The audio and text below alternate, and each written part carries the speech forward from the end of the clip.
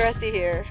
Okay, you guys, I know I've been to some really cool places, but this here might be one of the coolest. I have another video on my channel showing the abandoned Saline Valley salt tram, which is way down in that valley there on that brown patch. You probably can't even see it, but there's a big white salt lake down there. And it's near Saline Valley Hot Springs, which you can also see way in the distance there, which is one of my favorite all-time hot springs, but I can't ever make a video about it or the people who go there will lose their you-know-what. But anyways, I made a video of the abandoned salt tram down on the salt lake because they used to mine really high-quality salt down there. But then they had the problem of transporting it back to civilization because Saline Valley is super remote, as you can see. There is nothing around here. We're up at the top of the Inyo Mountains, and they're a pretty formidable mountain range to get that salt over. So they built this old wooden tramway starting all the way down at the bottom of the valley, and it had, buckets on it that they would scoop the salt into, and then they would carry it via this old tramway all the way up the frickin' Inyo Mountains here at the summit, and then back down the other side into the Owens Valley, which back in those days, the Owens Valley had a big lake in the middle of it called Owens Lake, which nowadays is all dried up because Los Angeles, the city of Los Angeles, bought the water rights to it back in like the 20s or 30s and basically sucked it dry. So I don't know if you can see that. It used to be a lake, so this tramway would take the salt all the way back down that side of the mountains into the Owens Valley. It would unload it onto like a steamship and sail it across the lake and then bring it to the good citizens of Los Angeles so they could enjoy delicious salt on their French fries or wounds or whatever you put salt on. But anyways, I've been to the salt tram back down there in the bottom and been to Saline Valley a number of times. I never in a million years thought I would actually be up here at the top of these mountains looking at this amazing tramway. And this is really cool, and it's in astonishingly good condition considering how old it is. Let's take a closer look at it. Okay, here's the old salt tram. You get a nice close-up feel for it. I mean, look at these timbers. Things are solid, built to last. It's like anything back in those days. They built it to last. Climb up on top here and see, walk through it. Now we're walking towards the Owens Valley, which is south, I guess. So this is where the salt, right now we're right at the very tippy top, and here's where it starts to curve down and go down the south slope into Owens Valley. Oh, I gotta be careful. Some of these boards are not too sturdy, and I don't want to fall and hurt myself. Look at that. You can see in the distance the tramway supports. Well, I think you can see. Look at that. They just go on and on and on. You can see in the distance, in the very, very distance, you can see one. And then eventually it just went right down into the valley there. They loaded it up onto one of those old steamers and whoosh, away it went down towards LA, which is down that way, all the way back there. Really a cool operation. Okay, now we're going to go back and look at it the other direction, towards the north, which is where they were getting the salt from. Whoa, these boards, yikes. I mean, there's no signs on this thing saying keep off. It's really neat. As we're going along, look. Here's the supports for that carried the ore buckets. Or I don't know if you would call them ore buckets because they weren't transporting ore, they were transporting salt, but you know what I'm talking about. They look like ore buckets. These were what they hung on. And I think guys would even, like the workers would ride up in them too, like to get back after working down in the salt flats. Pretty sure I read that somewhere, that they would ride like 2 men to a bucket. Can you imagine? What a scary ride. Yikes. Okay, so now we're going up the north face, or looking down the north face, into Saline Valley. This is the side the salt came up.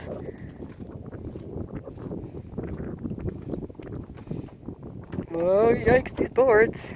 I mean, look at this. Yikers. Holy moly. But wow, what a amazing view this is. I never thought I'd be up here. This is really a cool experience for me. Because like I said, I've been down in Saline Valley a number of times, and I always looked up at these mountains like, man, I bet there's some cool stuff up in there. One of these days. Well, guess what? Today is these days. Oh, look, you can see up here where it even goes around. Well, I don't know if you can see, the light's kind of crappy, but you can see here where they go around in a circle to go back down that way. Back down to the valley, just down and up and around over and over again. That's all they did. And then this over here, I'm not sure, there's this huge pit in the ground. Oh, look, it goes underneath the whole tram. Wow. Oh, wow, look. You can get underneath the salt tram and look at the workings. Let's go down there. Okay, I got to be really careful because there's no ladder or anything right now, just this board you have to walk on. So, yikes. Better turn my camera off for a minute.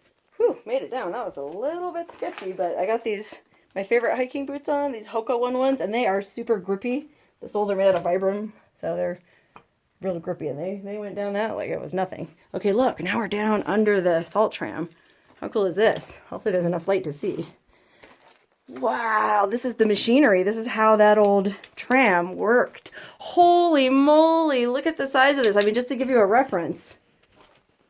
And here's me next to it. Dang! Beautiful rust on it, too. I mean, look at these gears and this. I mean, I don't know anything about mechanics or machines, but that is impressive. Look at that. There's another one back there. Holy crike. This was the... You can even see the cable coming up there. This is the nerve center of the operation. Wow, look at that thing. Let's go check that out. Be careful, there's no snakes down here. Holy moly. Dang. I have no idea what that is, but that is cool. So that thing is on like a shaft. Looks like it's spun around. I mean, I'm guessing this is probably super simple. If you know anything about mechanics 101, it was basically this whole tramway was just a big pulley, right? I don't know. You tell me. I'm sure somebody will tell me in the comments.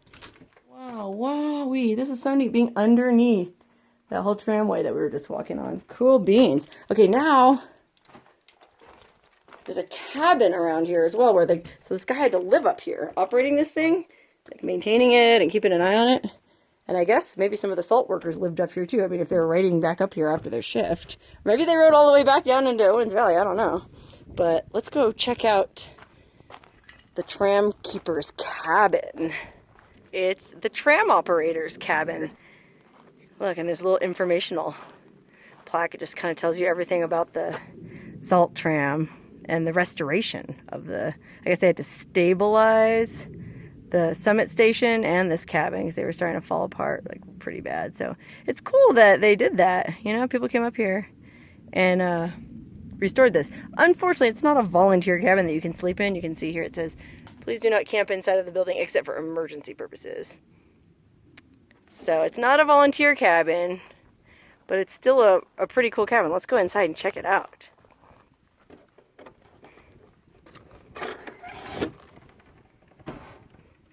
Wow, holy what? Oh my god, they don't want you to camp in here? This is a palace. I mean, it's not as clean as some of the other volunteer cabins I've been in, but that's because people aren't allowed to stay in here and take care of it. But you can see, I mean, there are some emergency things, like if you really had to, there's a mattress there. And look at this stuff. Wow. How old was this root beer, you guys? Hires root beer. You guys ever drink that? Holy cow, it was draft root beer. Old sardine tin. You know, the usual old things you see, but oh, look at this. Oh, wow. Look at that old RC Cola can. Holy crike. I used to really like RC Cola. As a matter of fact, I think Elvis Presley might have driven an RC Cola truck for a period before he was a rock star. I'm not sure about that, though. You'd have to look that up. Look at this old squirt can. These are the old pull tabs kinds. This one here is so rusted away you can hardly even tell what it was. Dr. Pepper, I think. Or how about this one? What's this? What does that say? Chaz? Gast? You guys know what this is? Lemon lime soda. Yeah. I don't know. To me, sparkling lemon lime soda. Ghastly? You guys ever drink a brand of lemon lime soda that looks like it was called Ghastly? Doesn't sound very appetizing. No wonder they went out of business. How about this? Pure cinnamon from the Flavor Mill. Like, how old are these bottles, man? This was made in Santa Ana, California. Oh, it still has stuff in it, but it's all solidified. It's interesting because if it was a can from last week, it'd be litter. But if it's over 50 years old, it's covered under the Antiquities Act. If you find anything that's over 50 years old on public lands, it's considered an antiquity and you're not allowed to take it. So even if you were trying to do right and clean up old cans from, let's see, 1967, 66, they're 50 years old. Can't touch them. Look, there's a couple pillows. This cabin, I mean, look at the siding. This must be part of what they did to restore it. It's beautiful. I mean, I don't know what their plans are for the future with this thing, but man, it's my sincere hope that they do turn this into a volunteer cabin. Look how many rooms there are. Here's another room. So that 1, 2, 3 we've been in so far. I mean, you can see that they're completely unfinished. And then if you look up at the roof, well, that's pretty unfinished too, but hey, it's solid. This is solid construction up here. This tramway operator had a pretty nice place. His digs were solid. Here's another room. So there's 1, 2, 3, 4 rooms. And a lot of really nice natural light from the window. Oh, 5 if you count this room. Let's check out this room. Kind of a smaller one, work shed type area. Or workshop, I should say, type area. A bunch of old nails. Wow, and then look at the view. Oh, it's going to be kind of hard to see. Oh, maybe not. Oh, look who was here. These guys are cool, man. The underground explorers, they go around and like explore mines and stuff. I think one of them contacted me before and invited me on one of their trips. But unfortunately, I didn't have time to go. Oh, look, there's some kind of creepy graffiti. Dawn Reed, June 74. Wow! Some old graffiti. Hey, that graffiti's almost 50 years old. So I wonder if, like, graffiti is over 50 years old, does it become an antiquity? Like petroglyphs? I wonder where this door goes. Oh, outside. Oh, look! It's a porch. Oh, wow, beautiful deck, like a wraparound deck. They have done an amazing job restoring this deck and this cabin. Look, there's even a little staircase coming up to the back deck. Those are the windows. Those are the bedrooms that we looked in. But they face out onto this amazing deck. Wrap around, so you got some sun, some shade. And your view from the deck is that. Holy cow, you can see the whole Owens Valley. You can see Owens Dry Lake. Well, that whole patch is basically Owens Dry Lake. The Sierras. Wow, this porch. Look at this. You just sit here, have a nice cold beer, play your banjo, and enjoy the view. It's a beautiful pinyon pine forest all over here. The Native Americans used to gather those pinyon pine nuts. That was a big part of their diet. The guy at Cerro Gordo, the caretaker at Cerro Gordo, was telling us that the early miners up here, the Mexican miners, got into a pretty big skirmish with the Indians because they were chopping down the pine nut trees, and that was like one of the Indians' main food source. So of course the Indians were trying to kill them. I mean, I would too. Somebody comes up and starts messing with your livelihood. But guess who eventually won? The miners.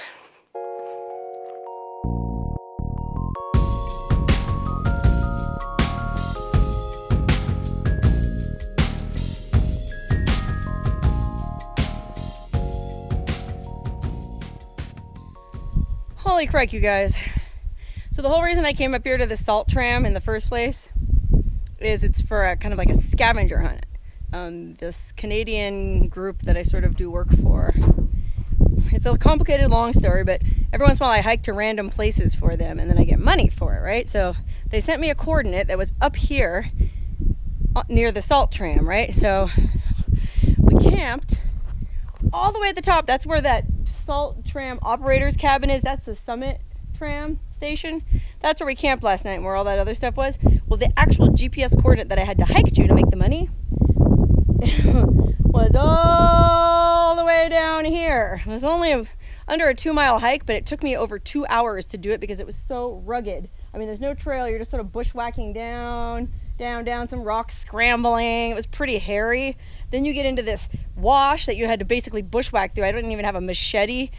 I couldn't see where I was stepping, so I was just praying there were no snakes down there. It was sketchy as anything I've ever done. So I sincerely hope the money for this hike is worthwhile. I can't remember. Typical me. I just went, oh sure, I'll do it, without even thinking about how much they were going to pay me. And I almost lost my life, and I still have to hike all the way back up. Ah! But it's really cool. I'm glad I came up here because look, this is, I guess this is the tramway about, I'm going to guess maybe 2/3 of the way up or halfway up. Because you can see Saline Valley in the distance there and the other towers. And then this section here, I bet it's only maybe 2/3 of the way up, but it's similar to the one up top. It's huge, right? A lot of these other supports are they're just supports. There's no infrastructure. But here, this one has, you know, just like up top. It's got a big board floor and, I mean, same crazy machinery. But this one even has a bed, look. I mean, I guess whoever operated this station had to pretty much sleep down here. So they gave him this nice, comfy looking bed. It's got this decorative ironwork. You know, so it's not just a pauper's bed, it's classy. It's kind of cool. Look at all this. What's this? Beautiful green glass. Oh, it's like an insulator. Wow. Leave it here though. Wow, there's all kinds of cool stuff here. Look. Holy cannoli, this stuff is old. It's an old tobacco tin, I guess. Holy cannoli. Oh, look, it's one of those miner things. What do you call that? A pickaxe. And it says, I don't know if you can see that, it says UM10. I don't know what that means. Wow, cool. This must be stuff people found in the whole general area and then just sort of collected here. It looked part of an old pocket watch. Holy crike. Far out. What's this? A booze bottle. Somebody was drinking up here. Some kind of Kentucky bourbon. Ancient age, I think. That doesn't look that old.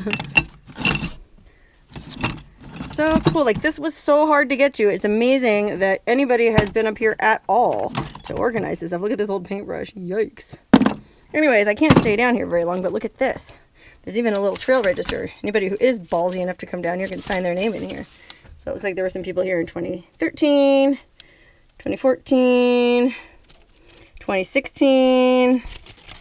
That's the last entry. I really want to put an entry in, but I don't have a pen or a pencil or a piece of chalk or anything to make my mark. And I don't even have any of my stickers, so I can't leave any kind of mark that I was here. So I guess this video will have to serve as proof, evidence that I was here, I made it. This is a burly hike, but I did it. I'm not going to be too cocky though, because now I got to hike back up. I think a lot of people who do this hike down here just make it an overnighter, because look over here. There's a little campsite. Looks like some people have camped out here. They got a fire pit. I mean, what a view, huh, for your evening fire. They even built like a little bench to sit. This stuff back here is old. This must have been from the operator. Look at these old pots and pans.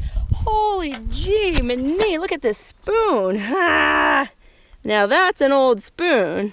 Old frying pan. Put the old frying pan on the old stove. And then stir up the old whatever. Ah. This is intense. Let's look at this pot. This pot doesn't look that old. Oh, there's all kind of pots down here. It's like somebody left a whole set of cookware. Maybe just blew over in the wind. Dang, that is so neat though. Look at these old bowls. It's an old basin. It's like a sink basin. Far out, man. Far out. Look at this. It's a tin can. But it's got a thing rigged around it, like, so you can hang it over the fire and cook with it. Clever. Oh, an old muffin tin. Dang, I'm guessing maybe this is the remains of an old cabin that was here. Because look, there's some springs from an old chair or bed or something. Holy wow, really a neat, desolate spot though. I can't imagine being the guy who lived here. Here's parts of the old stove, look. Oh my god. I mean, I could stay up here all dang day and film this stuff. But I gotta go up, so I'm gonna sign off. Whew. Anyway, now I'm facing the long hike back up. I'll do one more segment at the top of the hike at the end, just so you know I survived. So hopefully it'll take me about 2 hours to get back up. So we'll see. But oh my God, you guys, that hike literally almost killed me. I can hike. I'm not like the world's #1 athlete. Plus I'm short and I'm built like a penguin. I have short legs. But that being said, I have stamina for days. I've run a marathon. I've hiked the Grand Canyon, rimmed a river and back in a day. I've hiked Half Dome. Like, I can do some pretty decent hikes. But that hike almost killed me. It was something like 2,800 feet of elevation gain. Going down, and then kind of you undulated a little bit, and then coming back up. It was about 4 miles altogether, and it took me 6 hours. Oh my God. But I looked at my paperwork, and the prize pot for that hike is substantial, so it was worth doing. I think maybe it is the altitude, because the trailhead here is 8,700 feet. So you're up at altitude, the air's thinner, I guess. I am just wiped out from that. I'm sweaty, I'm gross, I'm dirty. Sitting here chilling on the porch, but I think the plan was we were going to camp another night and then go do another hike, but I think my plan has changed to go home and take a shower, man, because I got to work on Monday. But I'm glad I did that hike down there, because that was really cool to see all that stuff, and being up at the salt tram was something I always wanted to do, so I'm super glad I came up here, and it was a wonderful weekend.